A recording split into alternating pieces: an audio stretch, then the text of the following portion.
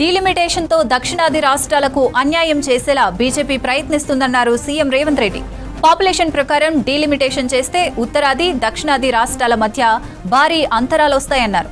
దక్షిణాదికి అన్యాయం జరుగుతుందని తెలంగాణ బీజేపీ నేతలకు తెలవడం లేదా అని ప్రశ్నించారు.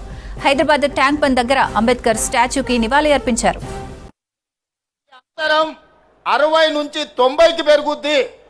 రాజకీయాలలో ఒక్కొక్క ఓటుకు ఎంత విలువ ఉందో వాజ్పేయి సర్కారు కూలినప్పుడు తెలిసింది కదా. కేంద్ర ప్రభుత్వంలో ఒక్క రాష్ట్రంలోనే ఉత్తర భారతంలో 30 సీట్లు పెరిగితే మరి అక్కడున్న దళితులకు, గిరిజనులకు రిజర్వేషన్లు పెరగవచ్చు.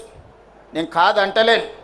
సీట్లు దక్కడం వల్ల దక్షిణాది రాష్ట్రాలలో ఉన్న దళితులకు, గిరిజనులకు, మహిళలకు నష్టం జరుగుతలేదా? ఇవాళ తెలంగాణలో 17 సీట్లుంటే 2 ఎస్టీలకు ఉన్నాయి, 3 ఎస్సీలకు ఉన్నాయి. ఇవి 30 సీట్లు అయితే ఎస్సీలకు 6 అవుతాయి, ఎస్టీలకు 4 అవుతాయి. కానీ అదే 25 అయితే ఇందులో తగ్గుతాయి. ఈ చిన్న లెక్క కేంద్ర ప్రభుత్వంలో మంత్రులుగా ఉన్న తెలంగాణ రాష్ట్రం నుంచి ప్రాతినిధ్యం వహిస్తున్న వాళ్లకు లెక్క తెలుస్తలేదా? ఏ లెక్కన మా కోటాను తగ్గిస్తారు? కేంద్ర ప్రభుత్వం ఇచ్చిన ఆదేశాలను అమలు చేసినందుకు, జనాభా నియంత్రణ పాటించినందుకు, ప్రభుత్వం చెప్పిన మాట విన్నందుకు దక్షిణాది రాష్ట్రాలలో ఉన్న దళితులను, గిరిజనులను, మహిళలకు నష్టం చేస్తారా మీరని నేను అడగదలుచుకున్నా. ఇవాళ ఈ ప్రాంతంలో ఎన్ని సీట్లు పెరుగుతాయి? మీ జనాభా నిష్పత్తి ప్రకారం మీకు అన్ని సీట్లు పెరుగుతాయి. ఎన్ని సీట్లు తగ్గితే అన్ని సీట్లు దళితుల, గిరిజనులకు ఆటోమేటిక్గా తగ్గుతాయి, మహిళలకు ఆటోమేటిక్గా తగ్గుతాయి. ఇవాళ 17 సీట్లను 10 చేస్తే 1 ఎస్టీకి వస్తుంది, 2 ఎస్సీలకు వస్తాయి. అదే 17 సీట్లను 30 చేస్తే 4 ఎస్టీలకు వస్తాయి, 6 ఎస్సీలకు వస్తాయి. సీట్లు పెంచడం ద్వారా ఎస్సీ, ఎస్టీ మహిళల కోటా పెంచుకోవాలన్నా దక్షిణాది రాష్ట్రాలకు అన్యాయం చేసి నరేంద్ర మోడీ గారు ఆయన ప్రాతినిధ్యం వహిస్తున్న గుజరాత్కో, ఆయన ప్రాతినిధ్యం వహిస్తున్న ఉత్తరప్రదేశ్కో సీట్లు పెంచుకుంటుంటే చూసుకుంటూ కూర్చుందమా? ఇది మన ప్రాంతానికి తీరని నష్టం జరుగుతుంది. అందుకే ఈ అంశాలను లేవనెత్తిన మిత్రులారా, సంఘాలందరూ కూడా సమాలోచన చేయండి, మేధావులందరూ ఆలోచన చేయండి. మన దక్షిణాది రాష్ట్రాలలో సీట్లు ఎన్ని పెరిగితే అన్ని దళితులకు, గిరిజనులకు, మహిళలకు సీట్లు పెరుగుతాయి. మనం సీట్లు పెంచుకోవడానికి కొట్లాడాలి. అంబేద్కర్ గారే చెప్పారు, మా దళిత సోదరులు చెప్పారు, రాజ్యాధికారమే అంతిమ లక్ష్యమని. ఆ రాజ్యాధికారం సాధించాలి అంటే ఆ సీట్లు మనకు కేటాయించాలి. ఆ సీట్లలో మనం ఎన్నికై చట్టసభలకు పోవాలి. అప్పుడే మన హక్కుల గురించి మనం మాట్లాడతాం, మన హక్కుల గురించి మనం కొట్లాడతాం.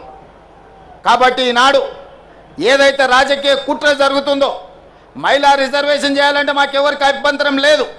543లో 33%, 181 సీట్లు ఎల్లుండి పొద్దున్నే మహిళలకు పార్లమెంట్లో రిజర్వేషన్ ఇయ్యండి. అది అమలైన మళ్ళీ తెల్లారే 119 సీట్లున్న తెలంగాణలో 40 సీట్లకు ఆడబిడ్డలకు తెల్లారే అసెంబ్లీలో బిల్లు పాస్ చేసి మీ అందరికి ఆడబిడ్డలకు సీట్లు ఇచ్చే బాధ్యత నాది. చెప్పిన మాట మీద నిలబడే ప్రభుత్వం ఈనాడు ఉంది. వర్గీకరణ చేస్తామని చెప్పినాం కదా, ఈ దేశంలో ఒక్కడైనా చేసినా వర్గీకరణ చేసి చూపించిన రాష్ట్రం తెలంగాణ రాష్ట్రం కాదా? ఈ వేదిక మీద మిత్రులు లేరా? మీకు అందరూ చూడలేదా? కులగణన చేస్తామని చెప్పినాం కదా. జనగణనతో పాటు భారతదేశంలో ఏకైక రాష్ట్రం తెలంగాణ రాష్ట్రం. జనగణనలో కులగణన చేసినాం. సజీవ సాక్షి పొన్నం ప్రభాకర్ గారు దీనికి బాధ్యత వహించిన మంత్రి ఇక్కడ లేడా? వర్గీకరణ జటిలమైంది అన్ని రాష్ట్రాలలో. వర్గీకరణ ముందుకు జరగలేదు. ఈ రాష్ట్రంలో మనం పంచాయతీ తెంచి శాశ్వతంగా మీ మధ్యలో ఒక మిత్రుత్వాన్ని పెంపొందించడానికి ఒక పరిష్కారం చూపించినాం. తాత్కాలికంగా కొంత బాధ ఉన్నా దీర్ఘకాలికంగా మీ మధ్యలో భిన్నాభిప్రాయాలు లేని పరిస్థితిని ఈరోజు మనం కల్పించుకున్నాం.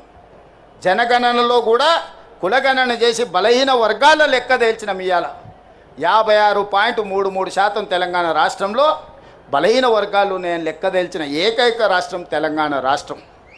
అందుకే మిత్రులారా, మంచి పనికి మా ప్రభుత్వం ముందలుంటుంది. మంచి పనికి మీరు ఎప్పుడు పిలిచినా వచ్చే బాధ్యత నాది. ఈరోజు మిమ్మల్ని అందరినీ మనమందరం కలిసి ఎదుగుదాం. నేనొక్కనేదో అయితే ఈ సమాజానికి సరిపోదు. నాతో పాటు మీరందరూ సమానంగా, నాకో పక్కన లక్ష్మణ్, ఇంకో పక్కన సీతక్క, ఇంకో పక్కన కవంపల్లి సత్యనారాయణ, ఆ పక్కన అద్దంకి దయాకర్ కూర్చున్నప్పుడే నాకు గౌరవం పెరుగుతుంది, ఆ కుర్చీకి గౌరవం పెరుగుతుంది, సమాజంలో మీకందరికీ నమ్మకం విశ్వాసం వస్తుంది ఈ ప్రభుత్వాల మీద. ఆ తాపత్రయంతోనే ఆ ఆలోచనతోనే ఈనాడు మా ప్రభుత్వం పనిచేస్తుంది. ఈ ప్రభుత్వం మీది, మీ ప్రభుత్వాన్ని కాపాడుకునే బాధ్యత